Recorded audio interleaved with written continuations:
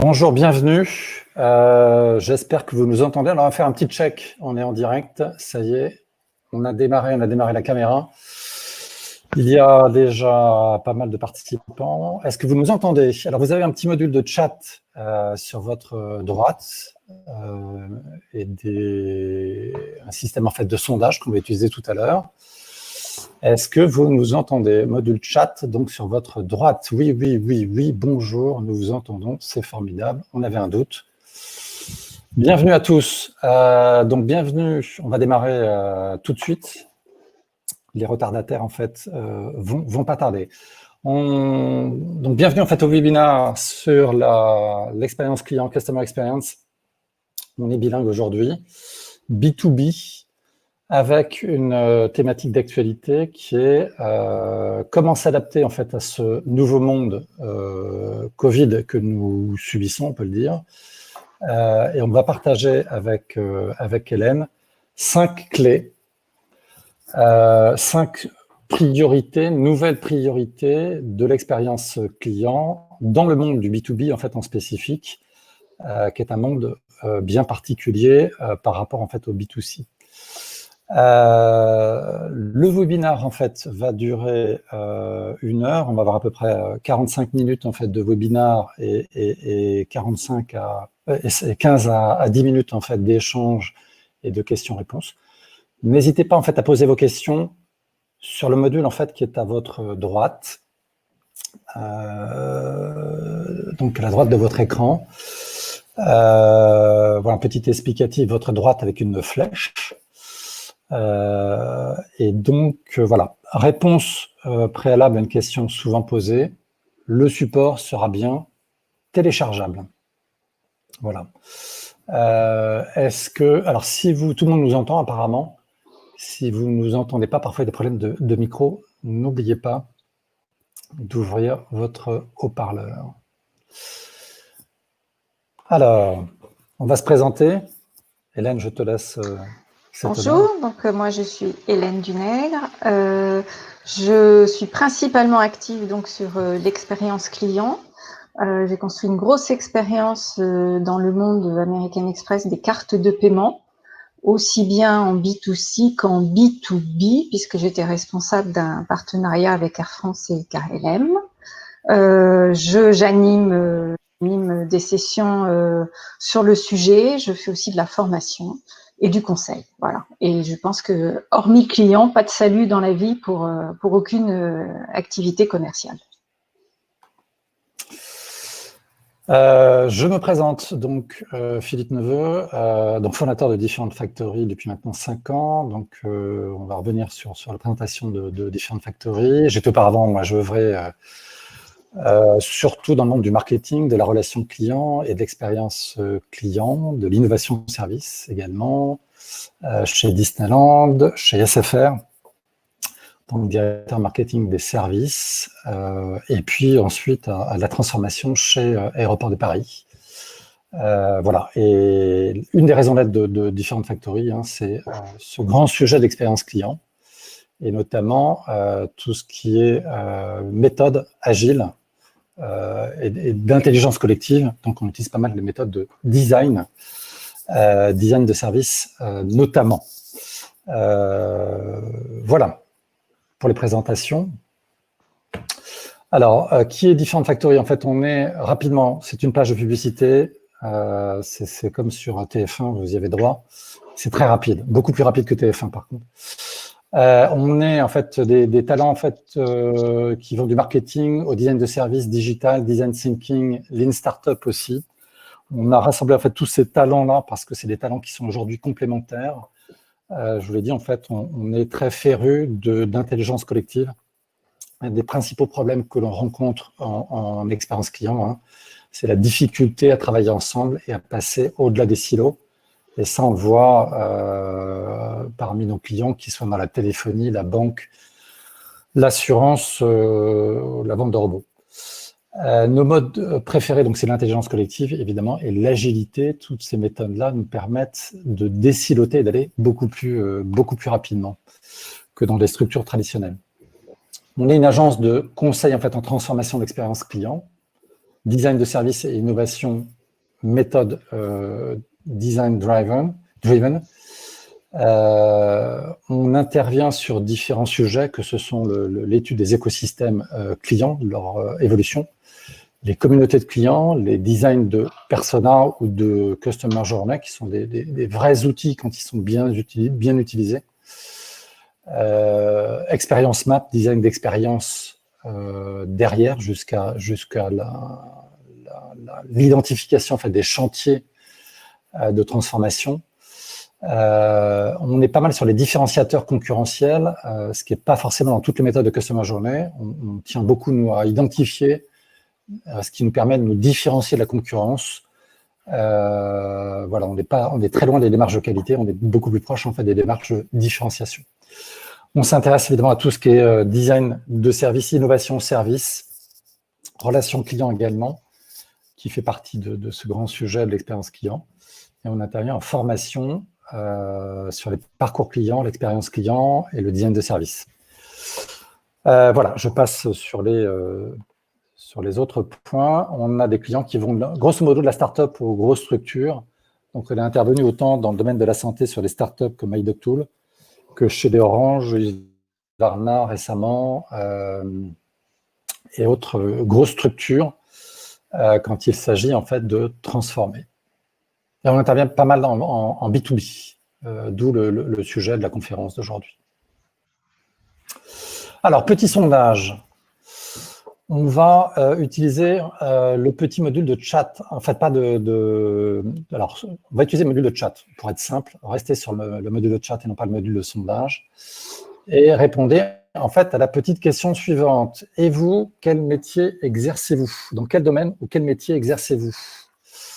Juste pour savoir un petit peu d'où vous venez. Donc, le module de chat, à partir du moment où vous rentrez dans votre message en fait tout en bas, et vous appuyez sur le message en fait, de chat, on va voir apparaître les réponses.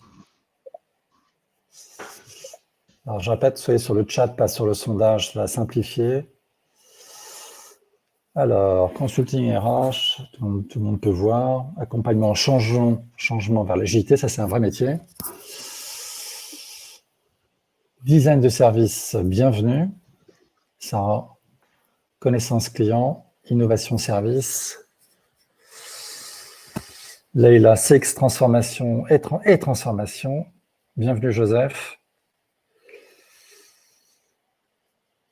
Bienvenue Sokna, transformation des organisations pour le bien-être du client. Ça c'est bien formulé, on sent que il y a du travail sur la formulation. Responsable service client, Christine. Juliette, alternante assistance marketing au sein de JL Events. Je réalise mon mémoire de fin d'études, expérience client, un vrai beau sujet. Expérience client Maïté.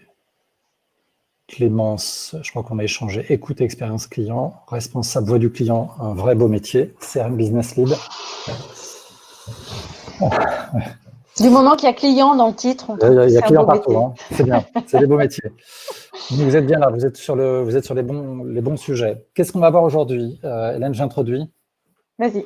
Je fais l'introduction. Premier sujet, on va voir quelles sont les implications du Covid en fait, sur le B2B en, fait, en spécifique.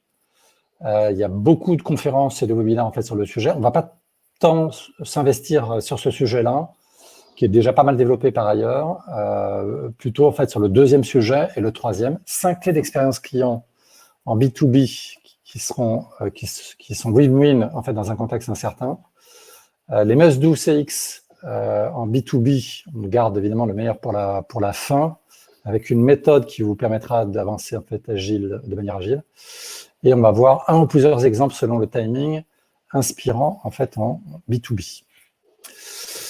Quelles implications du Covid sur le B2B? Comme vous le savez, petite révision, rafraîchissement, si vous ne le savez pas, la crise sanitaire du Covid en fait, a désorganisé les entreprises en B2B. Annulation des salons professionnels a été pour pas mal d'entreprises un gros handicap. Il faut savoir que dans des études McKinsey, le point de contact du salon professionnel représente 30 à 50% des points de contact prospects ou même pour voir ses clients. dans l'année.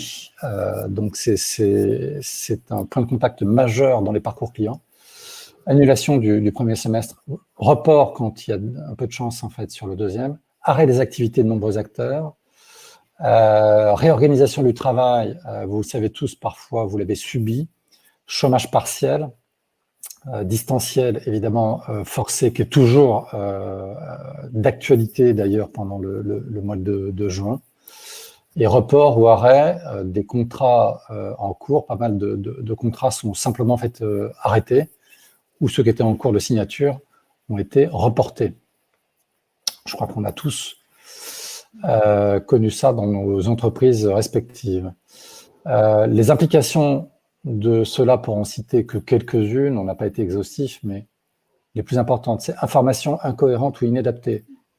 On a vu tout ça, une désorganisation qui amène en fait à une incohérence d'information, pas adaptée aux clients, des relances de surfacture peu appropriées par exemple.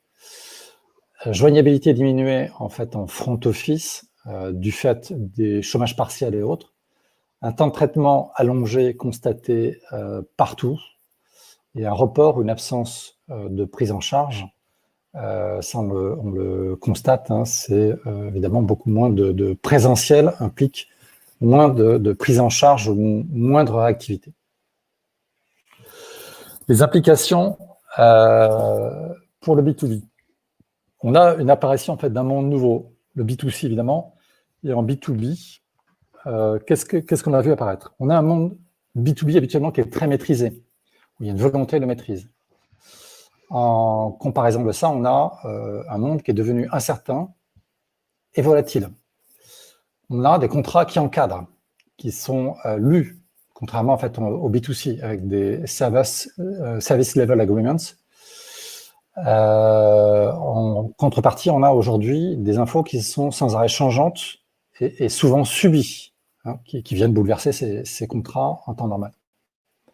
On a un monde B2B qui est très physique habituellement. On peut constater, alors il y a des différences selon les secteurs, mais habituellement très très physique quand même, avec une relation commerciale qui se construit autour de déjeuners, au cours d'une culture méditerranéenne, hein, autour du contact physique, du repas, etc. etc. Et aujourd'hui, on est dans des contraintes de distanciation sociale, y compris commerciale. On a, dans le monde normal, une facilité de comparaison, comparer les acteurs, en tout cas, il y a cette volonté-là. Et aujourd'hui, il y a une plus grande complexité à comparer, une plus grande complexité, en fait, à agir, à décider, savoir quelle est la bonne action. Donc, au final, en fait, on a dans ce nouveau monde, on a un monde qui est incertain. On gère l'incertitude, tout le monde gère l'incertitude, que ce soit les prestataires ou les acheteurs de prestations, de produits et services. On a un monde qui est changeant, l'information change sans arrêt, de semaine en semaine, et on a un monde, en fait, au final, qui est beaucoup plus complexe. Donc, c'est ça qu'on doit confronter. L'écosystème client, globalement, quels que soient les secteurs, est celui-là. Alors, petit sondage.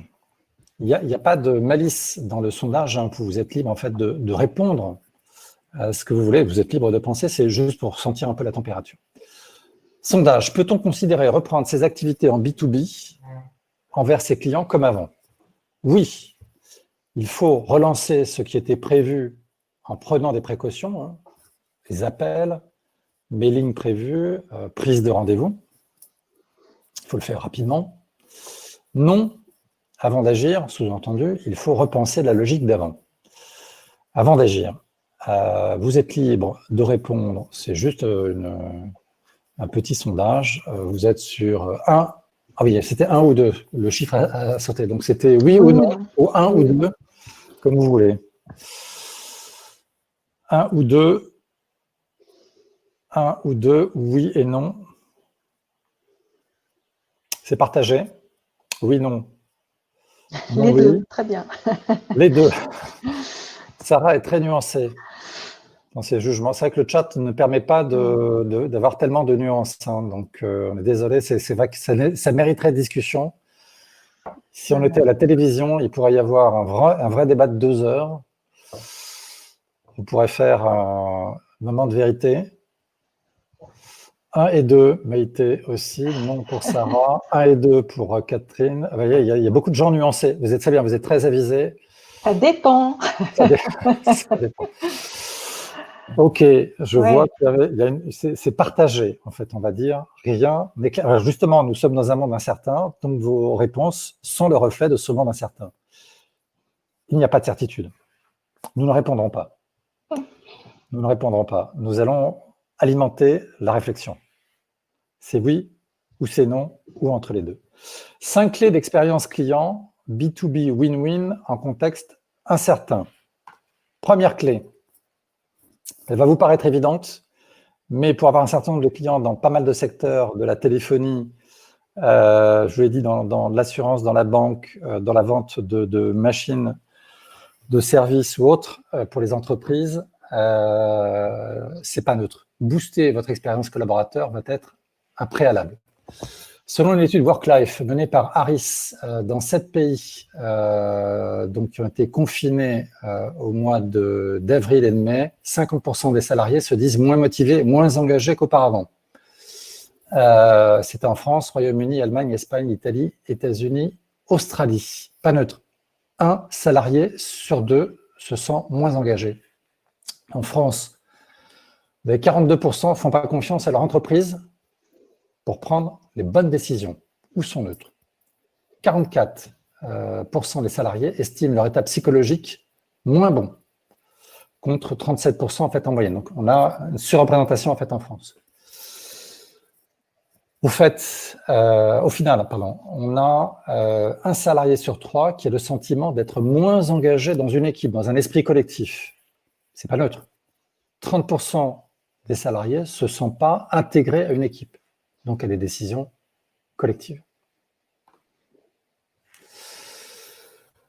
Or, l'enjeu d'expérience collaborateur en B2B, il n'est pas neutre.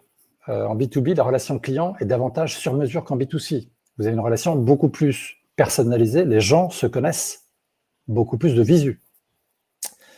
Et les collaborateurs B2B, donc, ont un rôle beaucoup plus important. Ils doivent être coacteurs de l'expérience client pour recréer de la confiance client. Si vous n'avez pas des gens engagés en B2B, c'est beaucoup plus grave, entre guillemets, qu'en B2C.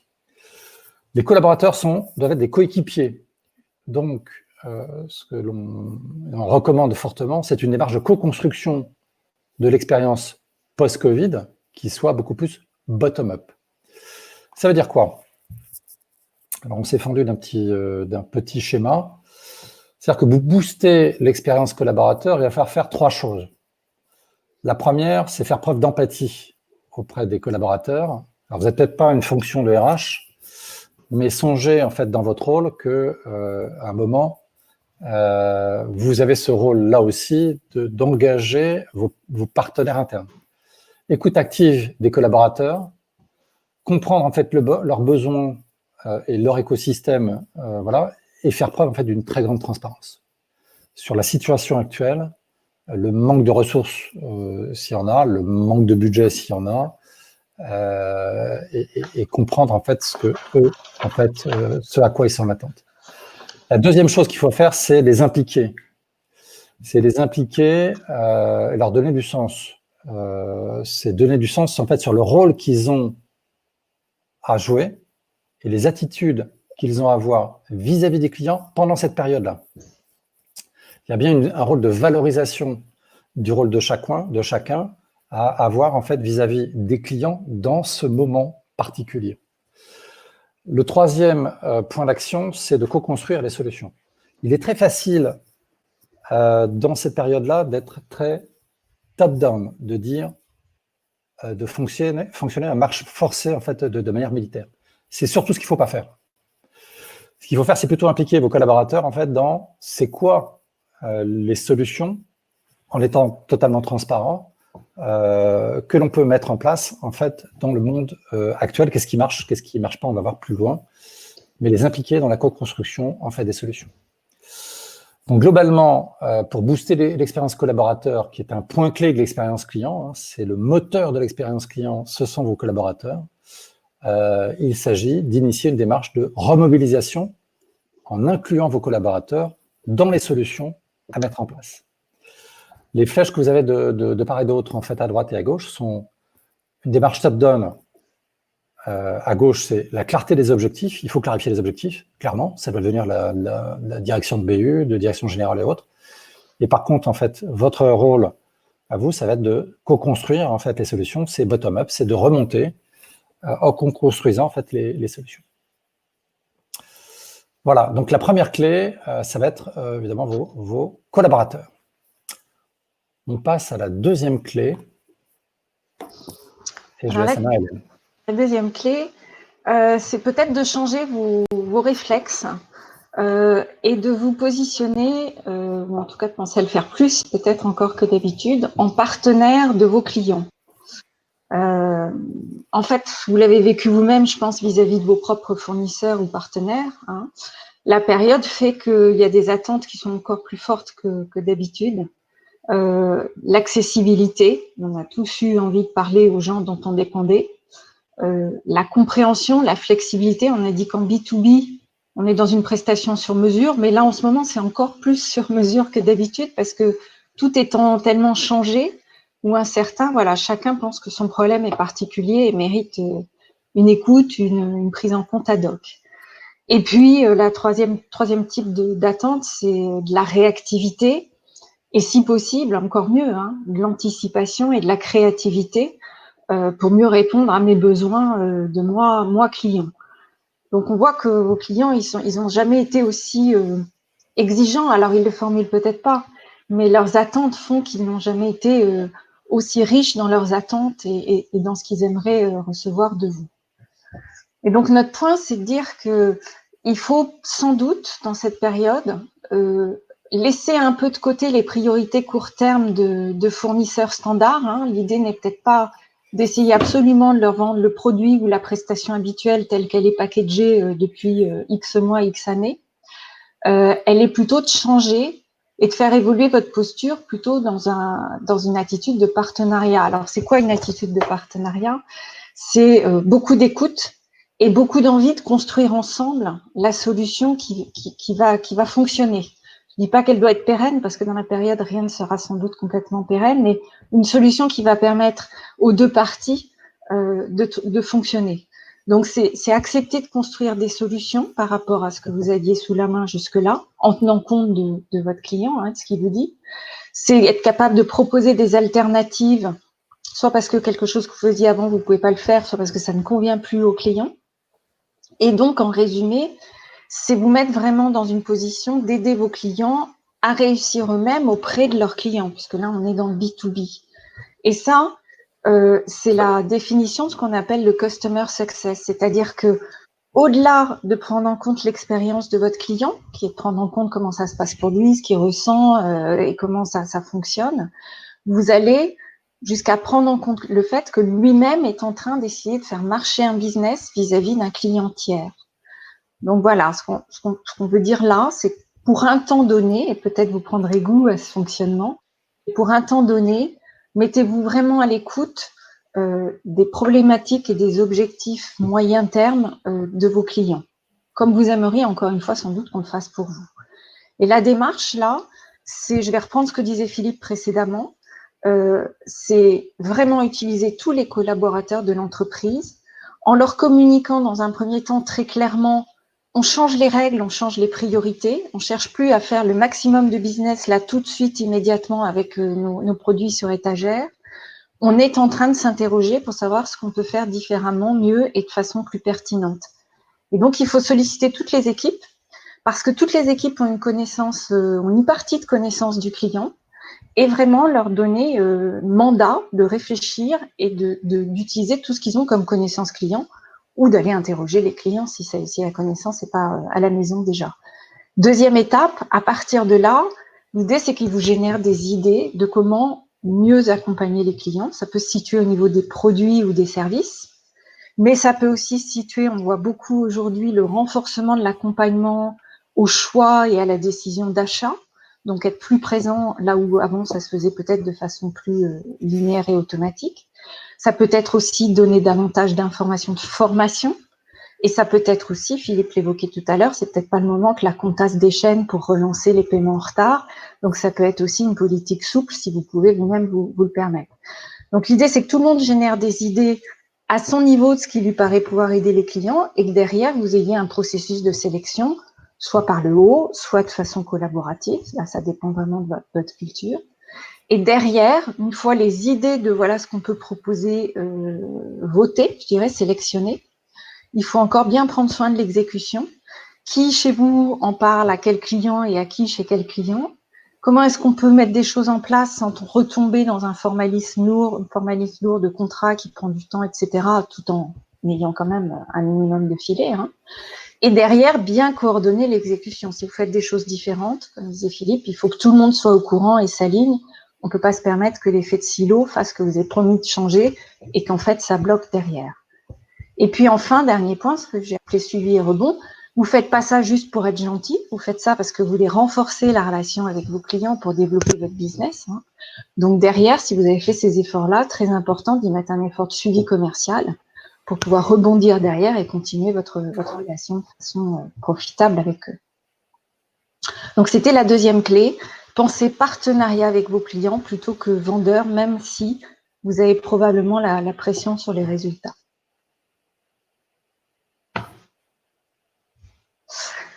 Troisième clé, recentrez-vous pour vous donner les moyens de tenir les promesses à vos clients. En fait, rien de plus déstabilisant, on l'a sans doute tous vécu, moi je l'ai vécu plusieurs fois, que d'aller vérifier que tout fonctionne sur le site d'un commerçant ou d'un partenaire, se dire ah bah oui, ça a l'air de fonctionner, de se lancer, d'acheter, et puis finalement de découvrir après coup que non. En fait non, ils sont pas capables parce qu'ils sont impactés, ils le font pas exprès bien sûr, mais voilà, et c'est décevant. Donc notre point là, c'est prenez soin de vos promesses, quitte à trier dedans. Alors comment décider ce que vous allez continuer à faire? Eh bien, il faut vous recentrer sur ce qui vous définit en temps normal. Alors peut-être vous avez déjà défini une mission ou pas, mais vous connaissez vos principaux clients, vous savez ce que sont vos activités clés, et si vous n'avez pas formulé une promesse en tant que telle, vous savez bien ce qui fait votre réputation aujourd'hui. Donc ça, c'est vos atouts, c'est le cœur de ce que vous êtes, et puis vous allez y appliquer les contraintes identifiées. Là encore, c'est toute l'entreprise qui doit réfléchir. Et l'idée, c'est de dire, en temps de crise, mais même maintenant, en temps de sortie de crise et pour un certain temps, peut-être n'êtes-vous pas capable de continuer à tout faire tourner comme avant parfaitement. Et là, notre recommandation, c'est soyez clair vous-même sur ce qui fonctionne, ce qui fonctionne pas, et soyez transparent et communiquez-le à vos clients en amont. Parce que si vous n'informez pas, si vous ne prévenez pas et que ça se découvre en aval, vous faites du mal à la confiance, à la relation et vous introduisez une fragilité dans la relation. Donc ne prenez pas vos clients traîtres, ils sont très capables de comprendre, on sait tous les challenges qu'a levé la période.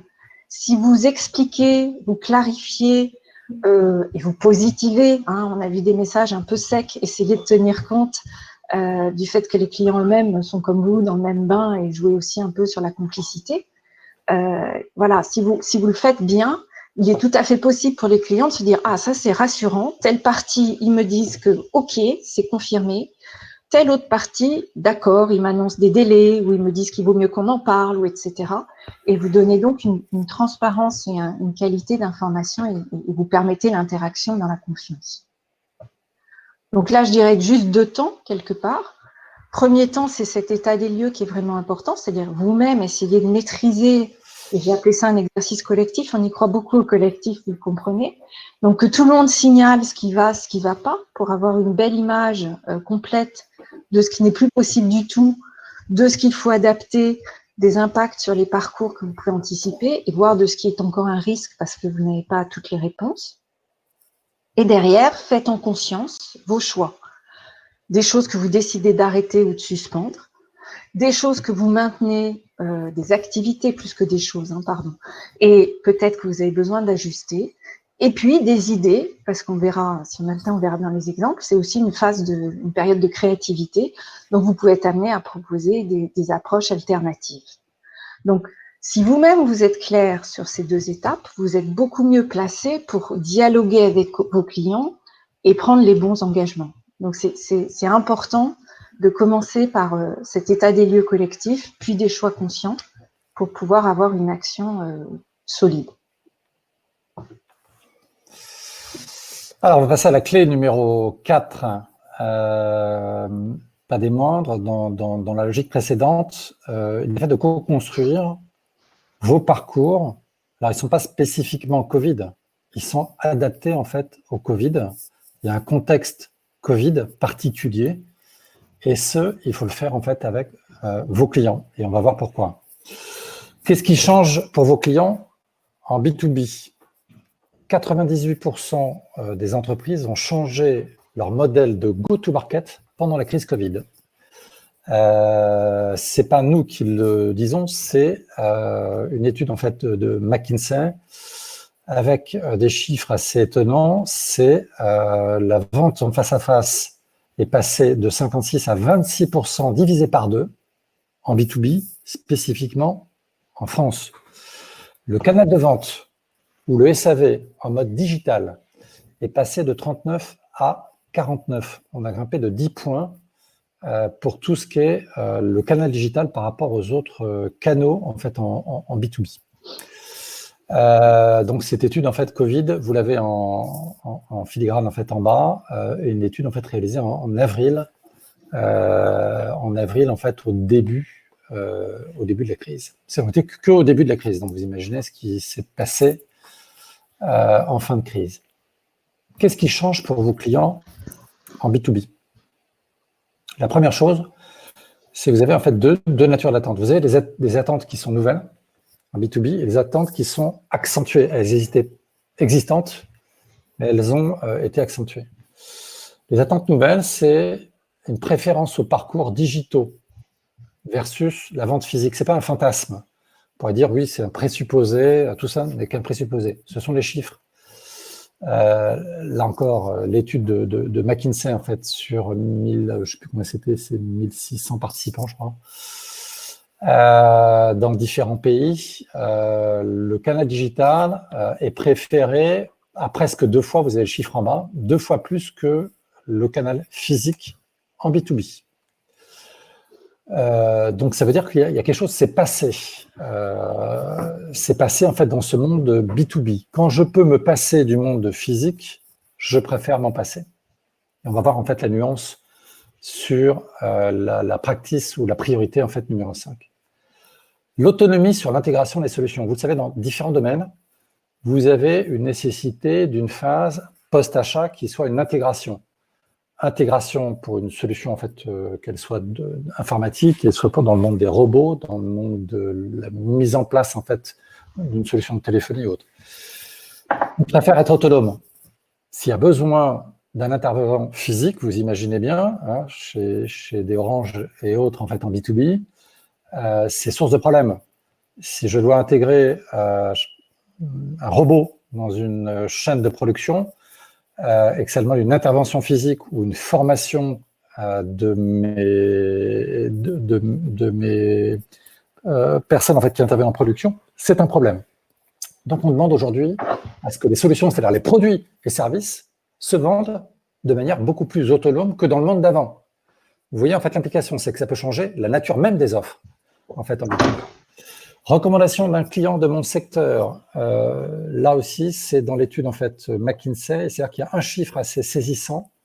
C'est qu'est-ce qui fonctionne bien en B2B. C'est pas la recommandation des clients, c'est la recommandation d'un client dans mon secteur. C'est-à-dire que je me recentre sur, mais qu'est-ce qui va me rassurer ? Ah, je vois qu'il a un client dans mon secteur. Vous voyez, en fait, c'est pas la capacité à agir de manière multisectorielle, c'est une spécificité sectorielle. C'est des attentes nouvelles. 3 attentes nouvelles en fait en majeur. 3 autres qui sont accentuées.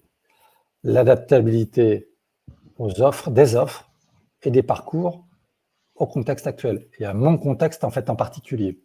Est-ce que vous êtes capable d'adapter telle ou telle donnée de l'offre, telle ou telle donnée du parcours, livraison, présence physique, intégration ou autre. Réassurance sur les garanties contractuelles. j'ai d'autant plus besoin d'être rassuré sur les garanties qui sont marquées dans le contrat que je ne sais pas si vous les avez changées ou si vous les respectez en période Covid. Visibilité sur les prochaines étapes. Autant en B2B, on a souvent cet insight. Donnez-moi de la visibilité sur ce qui va se passer après. Et on voit que dans pas mal de secteurs B2B, cet insight-là est un insight clé, notamment structurant, conditionnant l'achat et la signature contractuelle. Elle est encore plus vraie dans le monde et dans un contexte Covid. Donnez-moi cette visibilité sur ce qui va se passer après. Je veux être rassuré.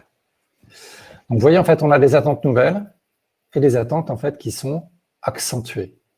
Est-ce que cela fait que je dois changer mes parcours clients ou pas? Je ne vous ferai pas le déshonneur de vous poser la question en sondage. Je pense que ce serait beaucoup plus unanime. Tenir compte des nouveaux besoins et des attentes, oui, il faut adapter ses parcours clients sur 3 dimensions. Le service, la nature du service.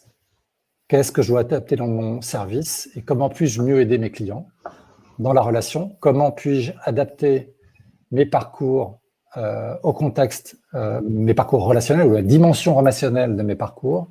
Nous avons toujours 3 dimensions dans les parcours, sans faire de formation ici, mais vous avez une dimension transactionnelle. Comment je peux faciliter aussi la transaction dans un monde Covid distancié? Évidemment, ça structure aussi pas mal le B2C et le B2B. 3 dimensions, pensez-y en fait, pour adapter vos parcours. Comment fait-on ça avec agilité? Vous avez le monde d'avant, qui est le monde hors Covid, qui est un monde adapté au normal, standardisé, un peu plus unilatéral, on va dire. Dans un monde Covid, qui doit être adapté au nouveau monde, qui doit être générer de la confiance, on est nécessairement plus personnalisé que dans le monde d'avant. Et tout ça ne peut se passer que si vous avez un processus de co-design agile et itératif avec vos clients. Personne n'a de préscience. Il faut rester très humble dans ce monde incertain. On a beaucoup moins de certitudes. En tout cas, nous, ce qu'on vous recommande, en fait, c'est d'avoir moins de certitudes et de questionner beaucoup plus la manière de construire, en fait, vos parcours et de le faire avec vos clients en les associant, en fait, à c'est quoi leur pains, c'est quoi la hiérarchisation de leur pains, on parle en anglais, c'est leur point de souffrance, leur point de douleur, ou leurs craintes, ou leurs appréhensions sur l'avenir, ou ce qui va se passer après, les hiérarchiser, challenger au regard de ça, à l'aune de ça, vos parcours clients actuels pour savoir où sont vos points de faiblesse et vos points de rupture, points de faiblesse, points d'effort, points de rupture pour hiérarchiser, et ensuite ajuster, proposer les solutions de manière collaborative et ensuite ajuster en fonction de ce que vous proposez vos propositions en fonction des retours clients face à ces propositions. C'est la meilleure méthode que vous aurez pour vous adapter en fait en terrain totalement incertain avec des réponses qui risquent d'être à côté de la plaque si vous ne le faites pas. Clé numéro 5, je laisse la parole à Hélène.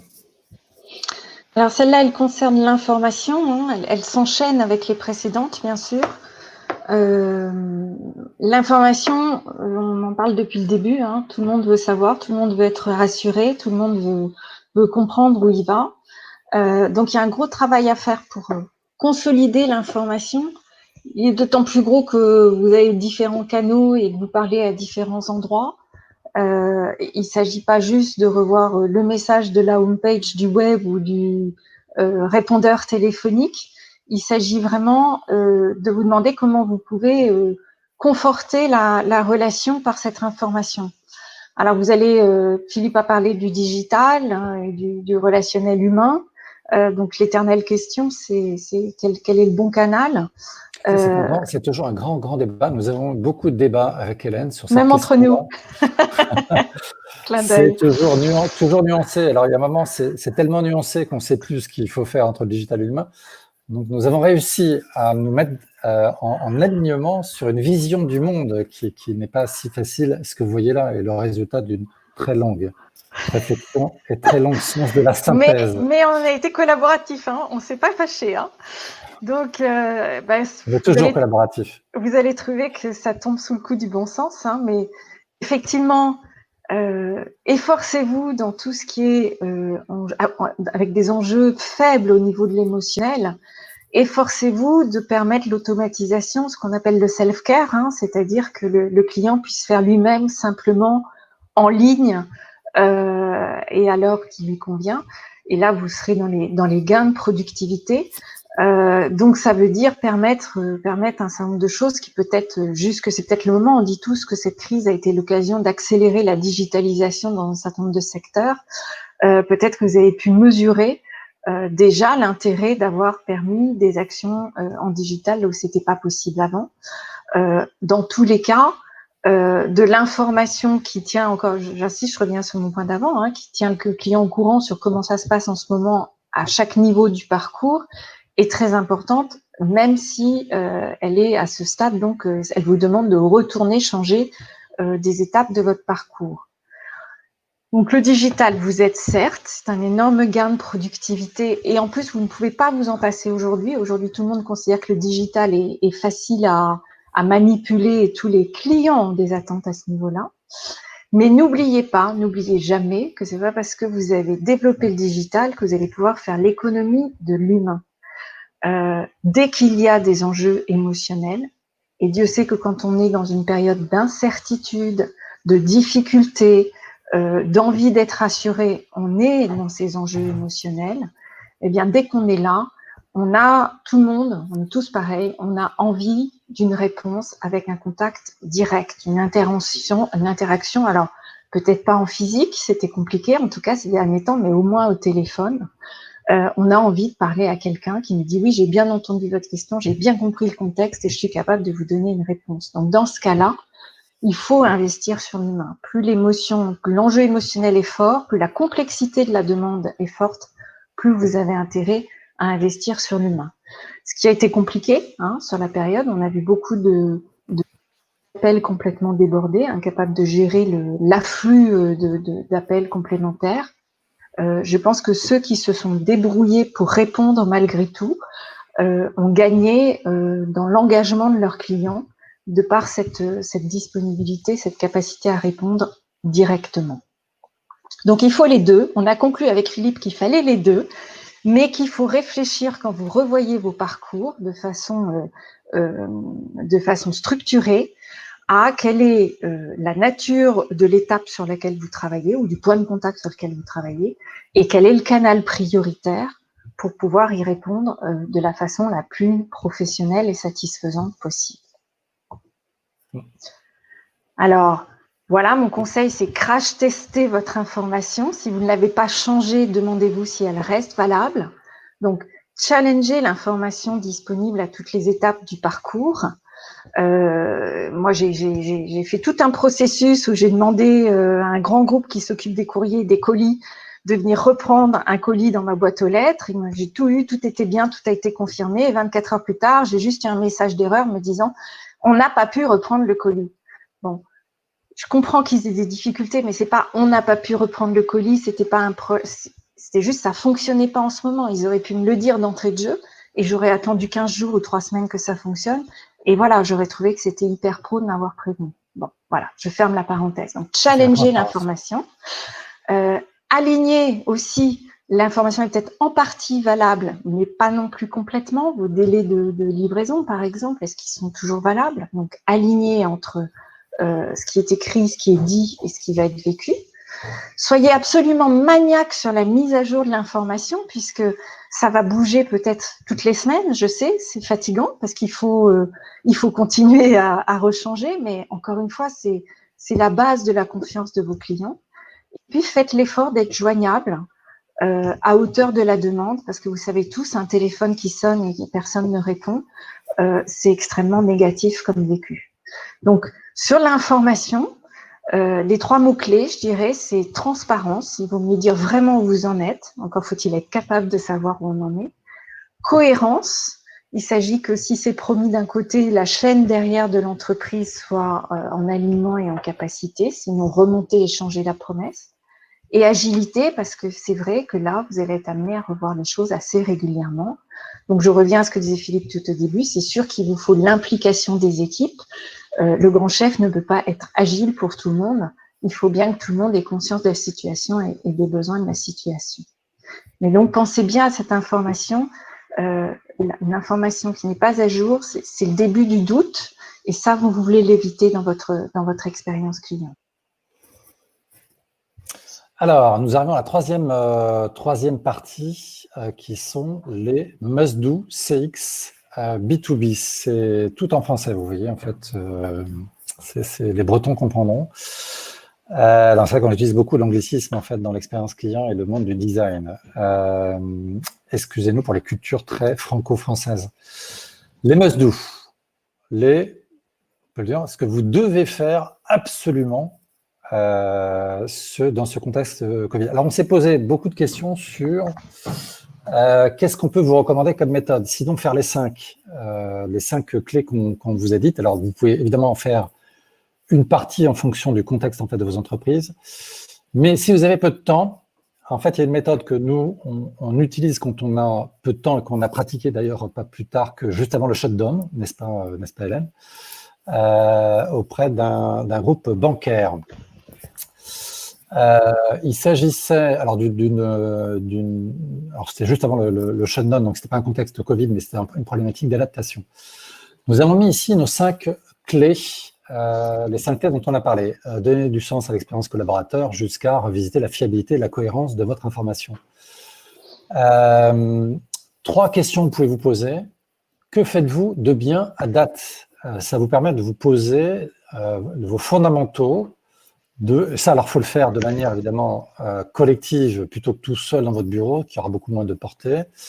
Mais si vous réunissez en fait un certain nombre d'acteurs de l'expérience client dans votre entreprise, c'est ce que vous pouvez animer en disant qu'est-ce que l'on fait bien à date sur ces 5 clés, histoire de ne pas être négatif et de bien dire en fait finalement il y a des choses en fait sur lesquelles on a déjà agi. La deuxième analyse que vous pouvez faire, c'est que pouvons-nous faire de mieux? Vous voyez qu'on reste positif, on n'est pas dans le négatif et l'autoflagellation, c'est l'écart par rapport au bien, qu'est-ce qu'on pourrait faire de mieux dans chacune de ces 5 clés. Évidemment, il s'agit de le faire en collaboratif et, si vous pouvez le faire, de co-construire ça de manière collaborative. Vous voyez qu'on vous donne des trucs, des choses, des méthodologies que nous, on utilise en intelligence collective quand on intervient en entreprise et en B2B. Le troisième levier que vous avez, en fait, c'est de poser la question suivante. Comment les autres entités peuvent-elles nous aider? Peuvent-elles m'aider? Chacun de mon point de vue, moi, la relation client, moi, au digital, moi, au marketing, moi, RH, comment les autres entités peuvent-elles m'aider, en fait, sur ces 5 clés? Qu'est-ce que j'ai besoin que les autres me donnent ou fassent pour moi pour que je puisse avancer sur ces 5 clés. C'est très important parce que bien souvent, on voit que des entités sont bloquées, n'arrivent pas à avancer parce qu'elles attendent des choses non exprimées de la part d'une autre BU, d'un autre département, d'un autre service, d'une personne. Ça dépend l'échelle, évidemment, le niveau de granularité sur lequel on est. Tout ça étant mis à plat, permettra évidemment d'avancer de manière beaucoup plus agile, si vous n'avez pas le temps de faire une grande review sur ces 5 clés. On animait, nous, ça sur 2 jours, et c'est vrai que l'effet en fait est bluffant puisque tout le monde, évidemment, se met très transparent, puisque l'esprit, c'est la co-construction, sur ce qu'il pense qu'on pourrait faire de mieux. C'est des arbitrages, après. Chacun s'exprime, on arrive en fait à formaliser en fait tout ça, c'est qu'est-ce qu'on peut faire de mieux, il y a les points de vue de chacun, on transfertilise, on formalise, voire on priorise en fait tous ensemble, et puis après on dit comment les autres peuvent contribuer. Donc il y a vraiment en fait une co-construction de ces solutions pour pouvoir avancer en intelligence collective. Voilà une méthode que nous, on a utilisée en fait, pour bien avancer sur ces sujets-là. On va finir sur peut-être un exemple, Hélène, qui nous reste 8 minutes, et après laisser du temps de respiration. Tout à fait. Je vous propose de parler de cet exemple-là. Donc Smurfit Kappa, c'est un acteur de l'emballage carton ondulé. Donc ce sont des gens qui, par exemple, sont très présents dans tout ce qui est industrie agroalimentaire, mais pas seulement. Et c'est des gens qui ont été, alors déjà ils ont bataillé pour pouvoir rester ouverts. Il y a eu ça retentit dans la presse, mais ils ont fait reconnaître qu'ils étaient extrêmement utiles et qu'il fallait leur laisser continuer à accéder aux usines. Et là, vous voyez, j'ai trouvé intéressant leur agilité, leur capacité à se mettre au diapason d'un client, qui est d'ailleurs le client qui les remercie. Je vous ai laissé la copie de l'encadré, je pense que c'est un tweet.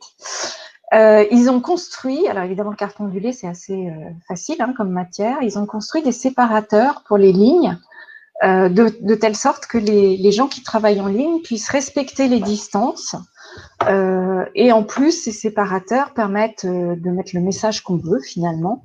Donc là vous voyez un exemple où c'est à la fois un remerciement aux équipes d'être là et un rappel des principales règles à observer.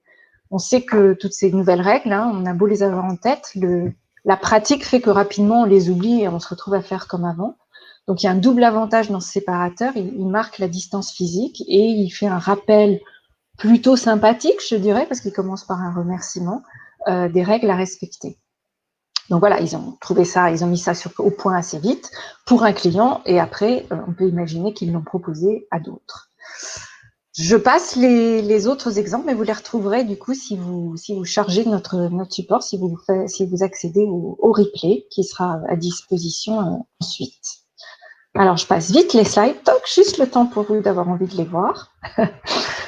Et on passe à la Donc on respecte le timing, question. on respecte Voilà. le timing. Donc on a deux questions, Philippe. La plus ancienne, c'est celle de Clémence qui l'avait posée pendant que tu étais sur la partie mobiliser les collaborateurs. Ouais. Je te laisse y répondre. Oui, symétrie des attentions. Alors oui, il y a un lien avec la notion de symétrie des attentions. Très clairement, alors ce mot-là, et faire très attention quand on l'utilise parce qu'il y a une société qui l'a créé et donc qui a le pied dessus, en fait, entre guillemets. Mais ce que ça veut dire au-delà de ça, au-delà des méthodes en fait qu'il peut y avoir derrière, c'est que oui, notre conviction, c'est qu'il ne peut pas y avoir de bonne expérience client s'il n'y a pas auparavant en fait les bons écosystèmes au niveau des collaborateurs. On l'a remarqué dans différentes industries. Le plus vous êtes dans l'industrie, enfin dans le monde du service, le plus vous appuyez sur l'humain et le plus votre expérience client dépendra des collaborateurs. Si vous êtes évidemment dans l'hospitalité et dans le monde de l'hôtellerie ou dans le monde du tourisme, vous voyez le poids qu'a une bonne expérience client du fait que vous voyez en fait que les collaborateurs et qu'ils contribuent puisqu'ils produisent en fait l'expérience finale. C'est la même chose pour tout ce qui est réceptif, pour les compagnies aériennes, etc. Donc c'est le point structurant et on met en regard, quand on fait des parcours clients, on met toujours en regard le parcours du collaborateur et les chantiers qu'il faut initier au niveau du collaborateur de telle manière à ce que la bonne expérience client en fait soit délivrée. Il est très difficile de dissocier l'un de l'autre. Donc on a bien la co-construction et en tout cas le double regard quand on fait des parcours clients, des expériences map ou le démarche en fait de sourcing de la voix du client. On va sourcer aussi la voix des collaborateurs de telle manière à pouvoir co-analyser en fait les deux. Voilà pour la réponse. Alors, la question suivante, je vais essayer d'y répondre, mais elle est challenging. Sarah qui dit « Comment est-ce qu'on fait les must-do pour son activité quand on est indépendant, donc on ne peut pas profiter de l'intelligence d'un groupe, et en plus, on n'a pas ou peu de clients réguliers, parce que j'allais dire, dans ce cas-là, interrogez vos clients, si vous n'avez pas de coéquipier avec vous. Alors là, c'est sûr, ça commence à être compliqué. Vous pouvez toujours faire l'exercice par vous-même déjà en réfléchissant à ce qu'on vient de partager avec vous. L'idée étant de vous mettre vraiment dans les chaussures de vos clients si vous faites la réflexion. Et puis, je pense qu'il faut interroger les clients, même si ce sont des clients sur lesquels vous n'êtes pas active en ce moment. Ça peut être l'occasion de reprendre contact. Parce qu'il y a 2 sources pour savoir comment ça se passe. Il y a l'ensemble des gens qui interagissent avec les clients dans l'entreprise ou les clients eux-mêmes directement. Donc, j'ai pas de remède miracle, Sarah, mais j'ai ces 2 pistes-là, effectivement. Alors, d'autres questions. Alors, Hélène, tu as commencé à répondre à une question de Oui, Sokna. parce que ça me paraissait assez direct. Sokna nous dit, est-ce que la clé 5, fiabilité de l'information, se base sur le travail réalisé en clé 3, les promesses? Oui, je suis d'accord avec vous. On va mettre à jour l'information en fonction de ce qu'on a analysé, de sa capacité enfin, quelles promesses on garde et quelle capacité on a à les délivrer. Après, ça peut être un peu plus large que les promesses. Ça peut être aussi vous assurer que vraiment toutes les informations, y compris celles peut-être qui renvoient sur des sous-traitants, des partenaires, etc., que vous regardez toutes les informations avec un œil critique en vous disant est-ce qu'elles restent d'actualité ou est-ce que je dois les modifier? Alors ensuite, je vois en fait une question de Leila sur... La question est la suivante. Quel impact pour les processus complexes d'appel d'offres, en B2B donc, et comment spontanément introduire du mieux dans ces process très formalisés? Alors merci d'avoir posé la question. Pas facile celle-là, Leila. Oui, alors on voit effectivement des processus d'appel d'offres, pour nous y répondre aussi parallèlement, qui sont très formalisés, notamment sur les services publics, qui sont presque qui sont tellement formalisés en fait que on a l'impression qu'il faut répondre dans des cases fermées et que ça laisse peu de place en fait à l'expression ou à la personnalisation en fait des choses. Alors nous, ce qu'on peut vous recommander, c'est une question très très précise, mais ce qu'on essaye de recommander dans ces cas-là, parce que vous n'êtes pas les seuls en fait, à vous poser ces questions-là. Alors ça dépend si c'est des grands comptes, du middle market ou de la TPE, mais qu'on essaye d'ouvrir le champ à de la co-construction avec le client final, si c'est autorisé. C'est-à-dire qu'on va demander si c'est possible. Alors parfois dans le service public c'est impossible, on ne peut pas parler en fait aux personnes, donc là c'est extrêmement contraint. Mais si c'est pas du domaine public, en tout cas on va demander à joindre les personnes et les opérationnels, et ça on réussit à le faire dans le monde du privé, pour comprendre en fait les attentes, poser les questions complémentaires et essayer de co-construire avec eux en fait une solution plutôt que de la formaliser de manière totalement rigide et sur étagère. C'est ce qui fonctionne le mieux. C'est co-construction avec le client et co-construction en interne en fonction des réponses que fait le client. Si on est dans le domaine public totalement fermé, c'est sûr que là, c'est du domaine, c'est un domaine en fait qui est beaucoup plus compliqué. Pour avoir été dans le domaine public chez Aéroports de Paris auparavant, si vous êtes très très motivé, il est toujours possible de réussir à joindre, au-delà de la direction des achats, de joindre les décisionnaires. Des entreprises ont réussi à me joindre quand j'étais, voilà, parce que la direction des achats à un moment craque en disant je comprends rien aux questions, c'est mieux que tu réponds. Je donne juste un indice très perso, mais ensuite une autre question d'Olivia. Est-il approprié de sonder les clients, études, sur leurs nouveaux besoins dans un contexte où potentiellement ils n'ont pas encore de visu sur la reprise de leur activité? Alors oui, dans tous les cas, je pense que renforcer le lien avec le client, retourner vers le client est la bonne démarche. En fonction de votre taille et du nombre de clients et de votre contact habituel, ça peut être du sondage direct via les commerciaux, les gens qui sont en relation avec eux de façon régulière. Ou si vous ne pouvez pas faire dans l'intuitu personnel, vous pouvez avoir recours à des études. Alors, effectivement, il faut se mettre dans l'état d'esprit des clients. Ils ne vont pas avoir 1 heure pour répondre à un questionnaire long et compliqué. Et il faut sans doute trouver un ton qui les mobilise, hein, leur montrer que c'est pas votre étude annuelle qui démarre maintenant, mais que c'est bien un effort pour les entendre mieux et réagir mieux pour eux. Mais oui, la réponse, je pense que Philippe, tu es d'accord, c'est aller vers le client et prendre la température chez le client. En fait, c'est un peu ce qu'on vous dit depuis le début, d'une façon ou d'une autre. D'autant plus que le client, a priori, devrait vous être reconnaissant de vous soucier de ce qu'il est en train de devenir. Alors, surtout que ça peut se faire en fait de manière totalement informelle. Hein. Aller vers le client, ça peut être très informel. C'est pas forcément une étude, parce que je crois avoir vu sonder les clients. Voilà. Alors, il y a toujours le débat quanti-quali. Dans ce contexte-là, on vous recommande plutôt du quali.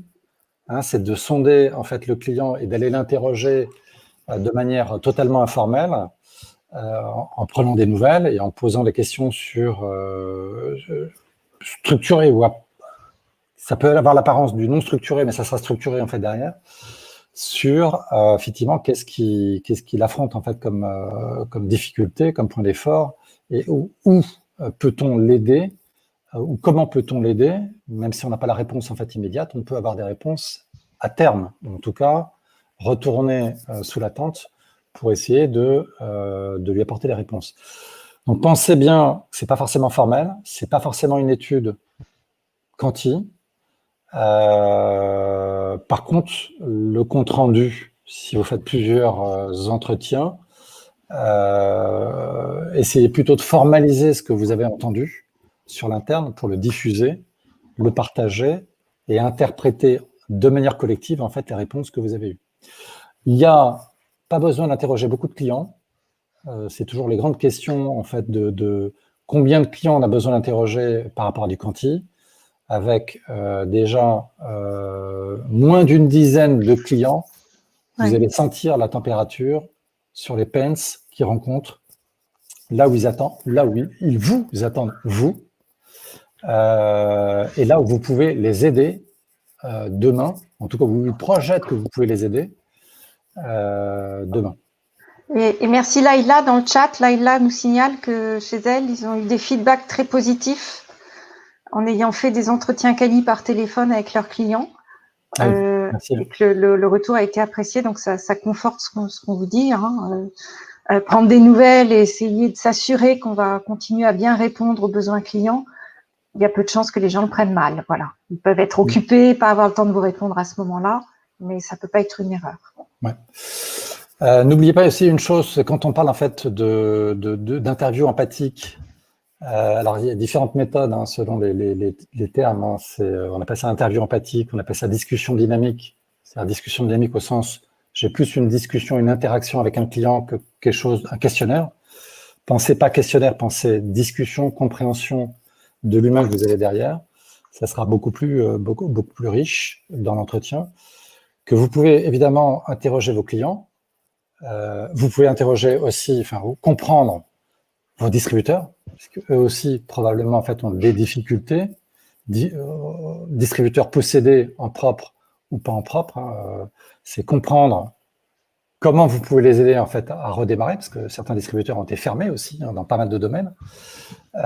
Comment vous pouvez aider vos intégrateurs. Vous avez, dans certaines industries, vous appuyez, en fait, sur des intégrateurs, donc en vente indirecte.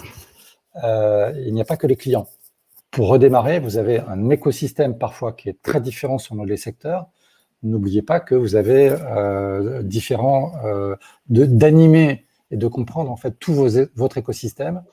Voilà. Ce qu'on fait en fait bien souvent, hein, c'est que nous on va identifier en amont quels sont les acteurs de l'écosystème, aller interroger. Déterminer les profils, etc. Enfin, on fait de manière un peu plus assez structurée quand on intervient, mais vous pouvez le faire de manière plus informelle. N'oubliez pas que vous avez tout un écosystème à étudier. Est-ce qu'il y a d'autres questions? Je crois qu'on les a toutes couvertes. N'hésitez pas. Une dernière, si vous voulez. Une dernière, allez. Les 36 quand même. Il y a j'ai remarqué, il n'y a pas beaucoup d'hommes qui posent des questions. Hein. Je ne sais pas s'ils sont plus timides ou c'est les dames qui sont les plus empathiques. Je ne sais pas. Pour commencer, on a plus de femmes que d'hommes en participant. C'est vrai. Non, mais c'est parce que c'est l'expérience client, c'est de l'empathie et les hommes sont moins empathiques, j'imagine. Je sais pas. Parle-nous de toi, Philippe. Bon. Je crois que merci Non. beaucoup. Je crois qu'on va pouvoir conclure. Une question. Une petite dernière qui se réveille sur le fil. Est-ce que vous l'avez appliqué à votre entreprise et qu'avez-vous changé maintenant? Non, maintenant. Petite faute. Non, maintenu, je pense. Qu'est-ce qu'on a changé et maintenu? Et maintenu. Figurez-vous qu'en préparant le webinaire, on s'est auto-audité. C'est vrai en plus. C'est qu'en préparant le webinaire, en écrivant les choses, on dit, mais est-ce que nous l'appliquons à nous-mêmes?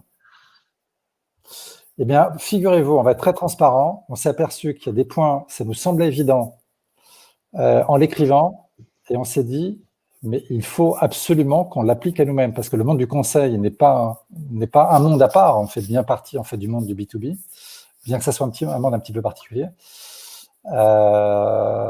Mais du coup, on a pris conscience que, effectivement, on n'appliquait pas forcément de manière égale les 5 clés. Il y a certaines clés qu'on appliquait moins bien. Donc depuis, mais nous travaillons en fait sur le webinaire depuis au moins 3 semaines. Depuis 3 semaines, nous avons fait beaucoup de progrès. Et on pourra partager avec vous si on se revoit. Voilà. Les outils d'animation à distance.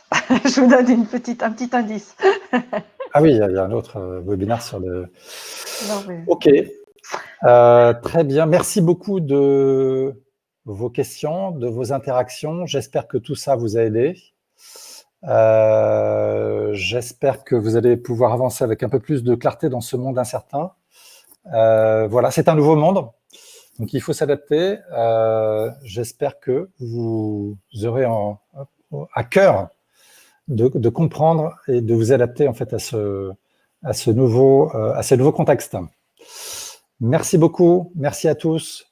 Merci. Petit coucou à Florence. Je n'avais pas repéré encore. Florence. Ok. Hello à Patrick. Hello à Joseph. Clémence aussi avec qui j'ai interagi. À très bientôt. Merci. Au revoir. Pardon, je suis resté sur... Ah, c'est mieux comme ça. Ah, joli. C'est mieux comme ça. Joli, la moselle. Je termine le webinaire. Au revoir. Au revoir, Hélène.